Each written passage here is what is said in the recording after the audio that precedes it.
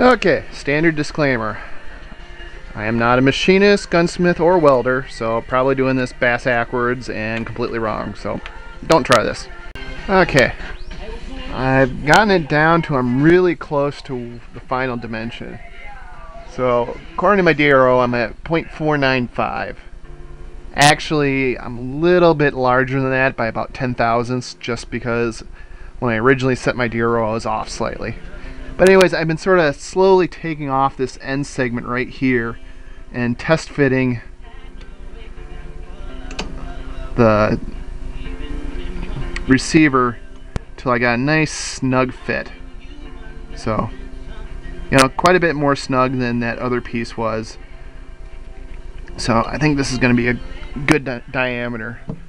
So I'm actually going to back off ever so slightly, or try to.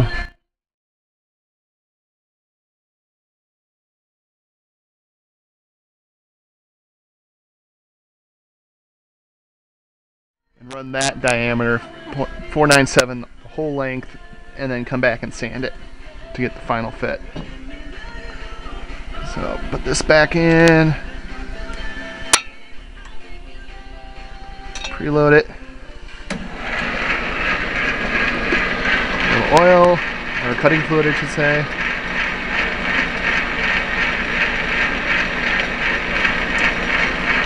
And off we go again.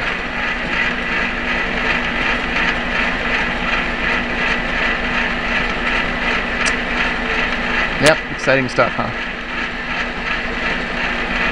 Sort of makes sense, no curls here since they're slightly under dimension.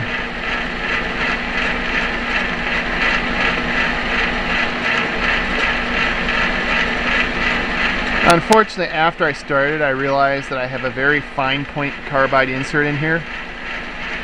It would have been better off and I would have gotten a nicer surface had I gone with a more blunt point. But at this point, to switch to a blunt point and start over, I'd have to redimension, and it just really wasn't worth it. Sandpaper will clean up a lot of the irregular surface on the part, so I'm just going to go down that route. So I'm going to cut out here until this is done turning, and then I'll come back. Okay, I think I've gotten as far as I'm going to get with turning tools, so a quick cleanup.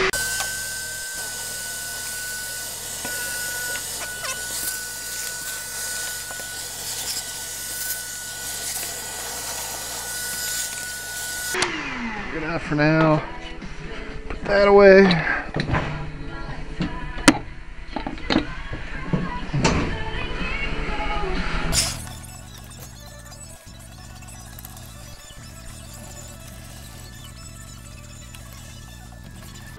Get that out of the way. Okay. A couple of cleanup items. But for yuck.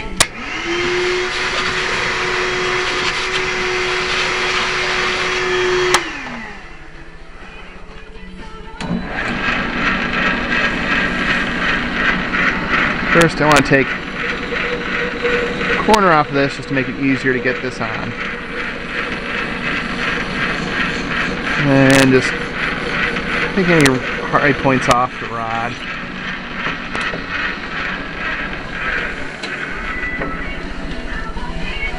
Now in theory, this should just slide right on, which it does for the most part, other than, you know, since I had that fine point on there, I didn't do quite a clean turn. So I'm gonna grab some sandpaper here. Let's go, I'll go somewhat fine. That's too fine. 220 should be good enough.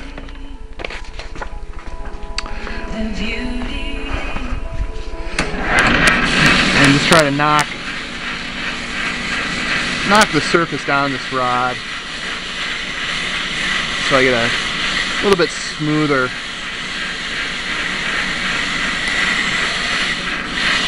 finish on it.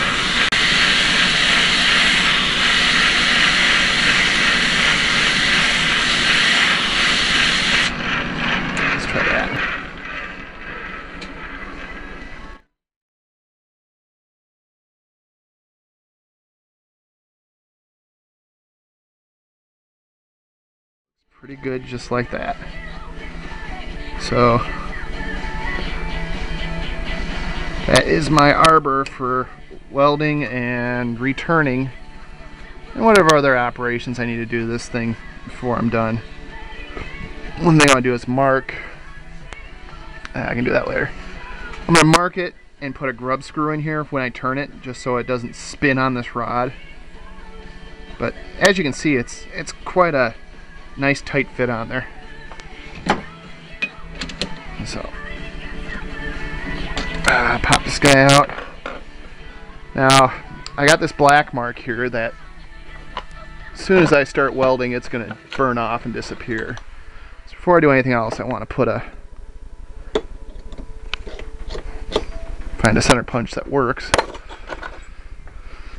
and put a more permanent mark on this part. And this mark was already existing on the receiver, so I'm just going to line those two when I do everything, just to make everything easier without having to put another mark. Next question is this hardened? When I weld this, I'm going to ruin whatever temper or hardening that happens to be in that part. So the cheating way I do to check the hardness, you can get a special gauge to do that. I don't have one. I'm just going to take a file. If you notice, if I just do a medium length stroke on this mild steel, cold rolled steel, it cuts in pretty easily. So using that as a reference, I'm going to do the same on here, and it also cuts really easily and gets about the same depth of cut. So I'm pretty sure this is not hardened in any shape or form. So once I weld it, I can temper any hardening out of it and hopefully be good to go. Next, I need my twist clamps, which are MIA at the moment. That's very interesting. I only have a few thousand of these twist clamps sitting around, and whenever I need them, they are not where I think they are. So more than likely they're sitting on my bench.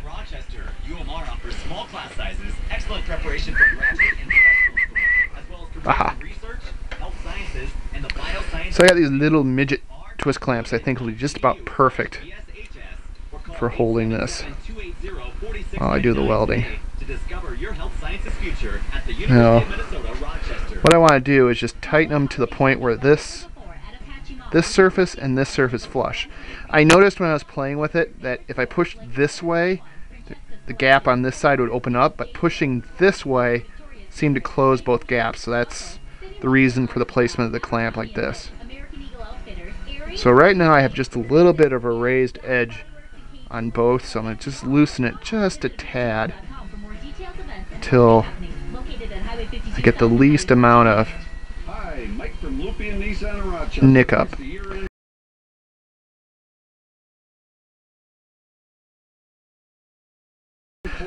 This one, don't have to worry about so much. It's still connected through here, so it is the way it's going to be. But this, I got a really good alignment on. So I'm going to go and say this is good and go and try and weld that sucker back together and either destroy this part or be well on my road to repair. This is sort of the moment of truth here. Either I'm going to successfully weld this or I'm going to turn this into a piece of junk. So not sure how much of this you're actually going to be able to see.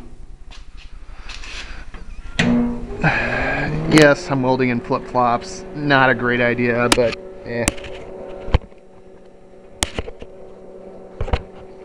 looks like you're not going to be able to see any of this because... Okay. Camera doesn't fit in the welding hood too well, so... Oh well. Go with what we can do.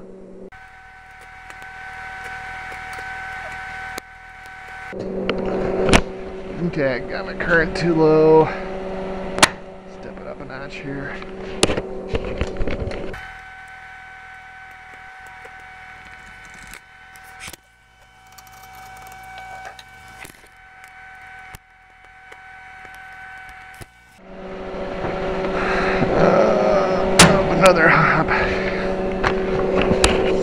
point here I'll be able to strike the arc.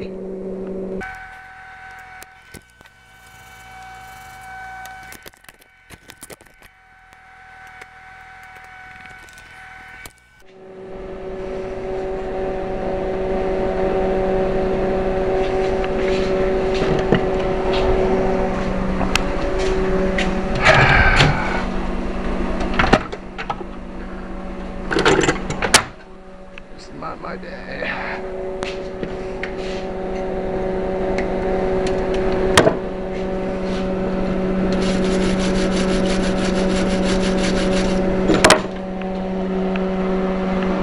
God, I'm up to 75 amps. This should strike and go.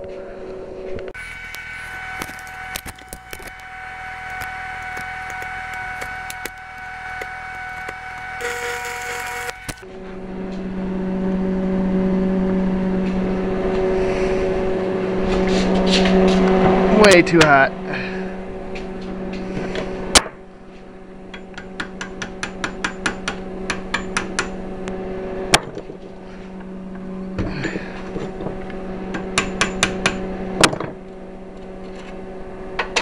Okay, stuff moved around.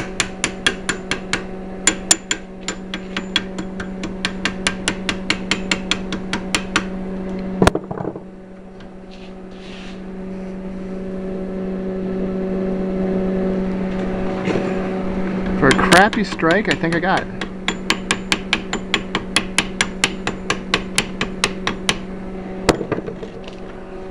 Chip as much of the slag out as I can before I do any more welding. Otherwise it's just going to get included in the weld, and that would be bad news. I have a little bit of undercutting I have to deal with, but not too bad for being such a pain to strike.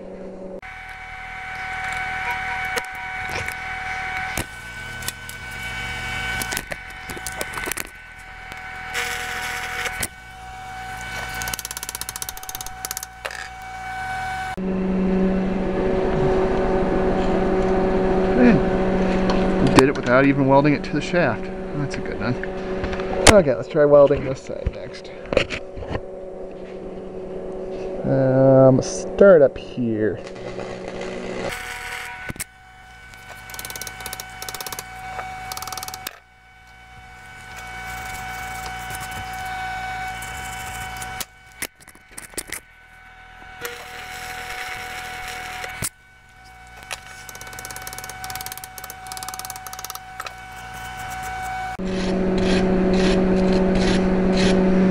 Well, if I got good penetration on that, it looks like a decent weld.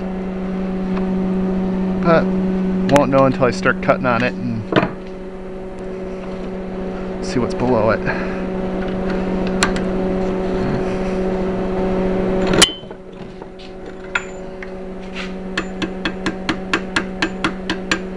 My real great debate with myself right now is, do I weld the inside?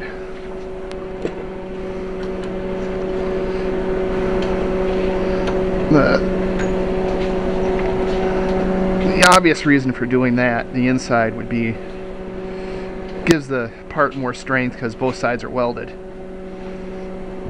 But in doing that, then I gotta machine the inside, which kind of produces its own set of problems due to access and just the shape of this part. You know, since it's not solid, there's no real good way to support it while it's on the lathe trying to machine it.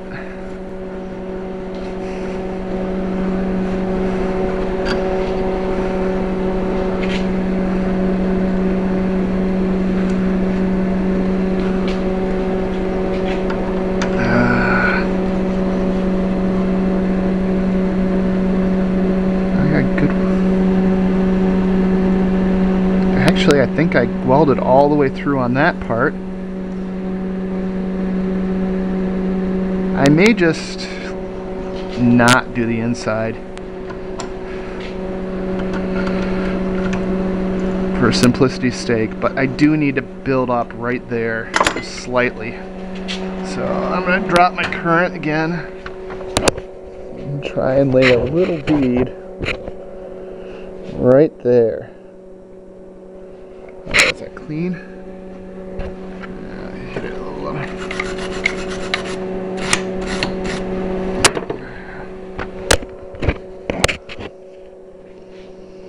Let's see what we get.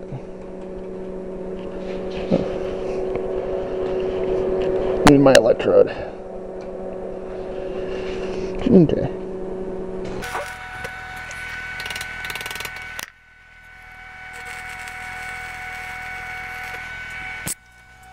And with that mess, we'll call it good.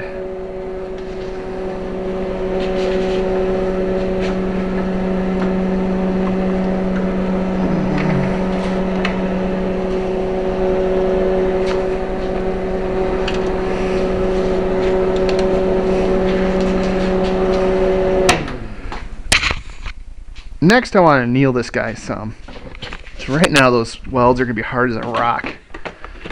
Now, some of the stuff I've read said, nah, don't need to do it. Just go ahead, carbide tools, machine the piss out of it. And then others say, no, you need to heat treat, anneal, the whole 9 yards.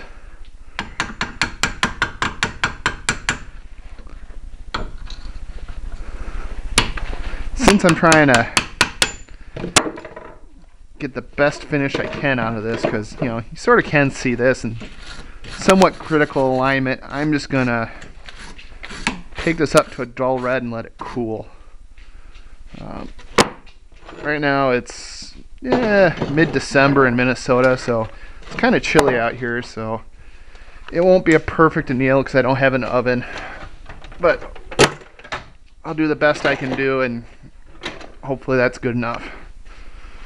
If not, when I go to machine it and break a bunch of carbide bits, well, I know exactly why. So, this is my makeshift oven here.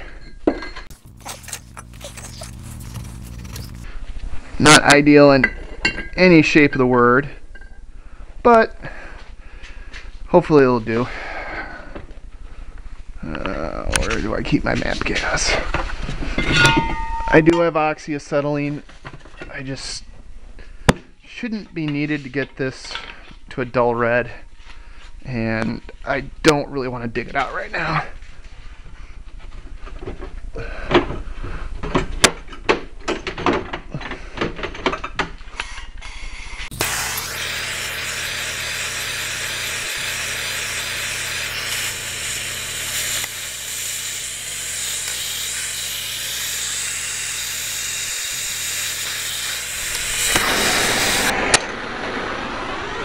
Anytime you have your hands full of torches, phone rings. So anyways, I'm trying to get this up to a dull red.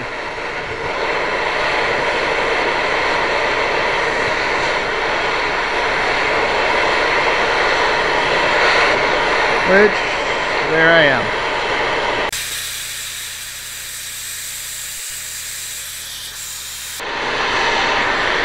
Without burning my garage down.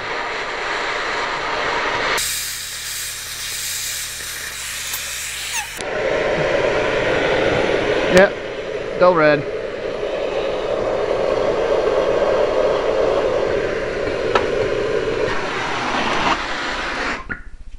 And now I'm just going to sort of seal that up in here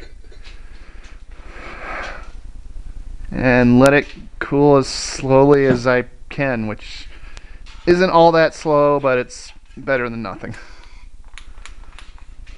So I'll come back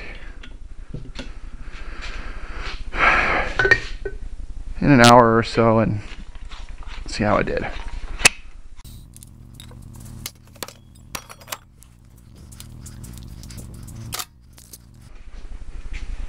Take this back downstairs.